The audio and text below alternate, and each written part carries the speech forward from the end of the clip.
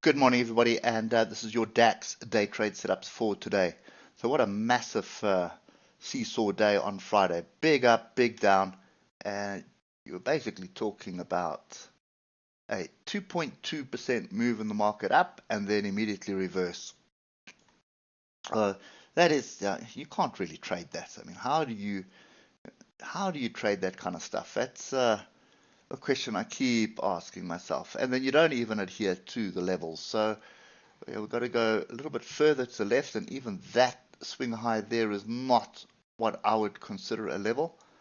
I would rather consider something like that. That wasn't really respected either, but this is just complete chaos. And when your volumes are kind of low, and when I say volumes low, your long-term commitment to the market is low, then this is what happens. Your algorithms take over and they can manipulate price in any which direction they feel like. So at the moment, we have a situation where it could be a bigger range. And if you just go to the left, you will see quite a bit of interaction in this area. Specifically this, when was this? This was August. This is 2020. So August 2020, you can see, is when we had the last bit of chaos in that area. And I can go back even further in time, and you'll see even as far back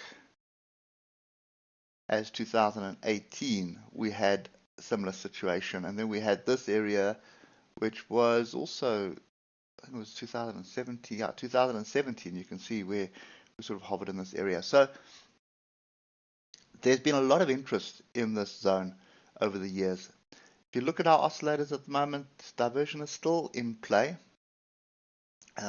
This could be a double bottom brewing, or alternatively, it could just be a range.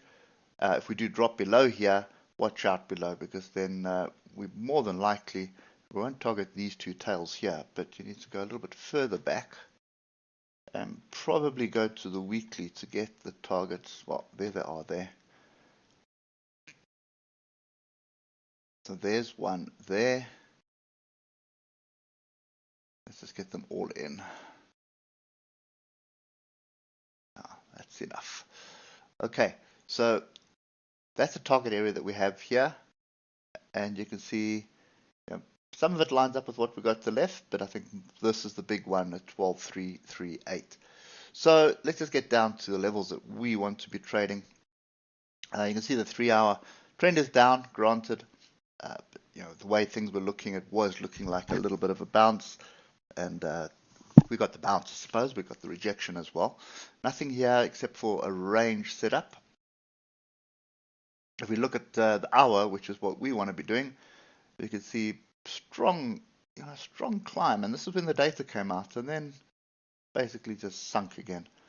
The trend is down, no two ways about that, but the way that we are closing above levels and ignoring levels at the moment to the top and the bottom is a bit worrying, because that's just means people are losing money right now. So you think you have the right level, you jump in, you have your tight stop loss, or you put your stop in where you think it is, and you immediately get taken out. So, I mean, this one, there would have been people long were stopped below the lows of the day, and that would have been taken out if they didn't take profit. Oscillators grip the downside. I'd be reluctant to be short here at the moment. I'd want to be short higher up. The problem is I don't really see a decent opportunity. You could argue that something like that, and that's kind of all over the place. So let's just get to the 15-minute and we have a look at what we have here. So you can see the 15-minute here, break above the 155, inside bar. Lots of structure here if you drew your levels in and ran away. The telltale sign that it was coming back was this gap here. This is a massive gap here. And that one was closed. There's another one up there. So when you start gapping like that to the upside, then you know you're going to come back. And look at how it came back. It came back aggressively as well. So anyway, what we're looking for in the 15-minute is any one of these tails. And I'm not going to draw all of them in because it's going to get our chart messy. But anything in this zone. So between 12,716 and 12,775. bear in mind that there's a gap up here. So you could actually go as high as that, as 12,794, possibly even 12,800. If we start rejecting that area, there is a possibility for a short, and in fact that's the only way that I'd be trading this right now. And what you'd be looking for is, it's going to be a series of targets now, so get your pencils ready. It's 12,716. Then you should be looking for 12,609. Then you're looking for 12,504. Then 12,646. Did I get that one right? 12,460, sorry. And lastly, 12,338. I think that would be the ultimate move to the downside. So this is the 15, 10, or 5-minute setup. So you're looking for price just to bounce up, or alternatively drop below the lows of today or the lows of Friday, which is right where price is hovering at the moment. Drop below it, retest it, and then you're looking for your targets to the downside. Okay, so that's kind of my view today. Probably more of the same, to be honest. Extreme volatility, just complete confusion, nobody knowing what's going on, and sometimes it's also wise just to be a little bit patient and watch from the sides and see what you can learn, rather than jumping in, anticipating that you have it right. So the structure is not really here. We are down, so we want a downward trend, but this move here yesterday is a little bit worrying. I'd prefer better structure, and that's not structure. That's just big up, big down, big confusion. So that's how we need to trade it. Anyway, that's kind of my view on the DAX today. Be very careful, ladies and gentlemen. Keep those stops really tight. Make sure that you have structure, in other words, price action on the levels. Like this one here, you can see inside bar, nice double bottom, and then you had to move to the upside.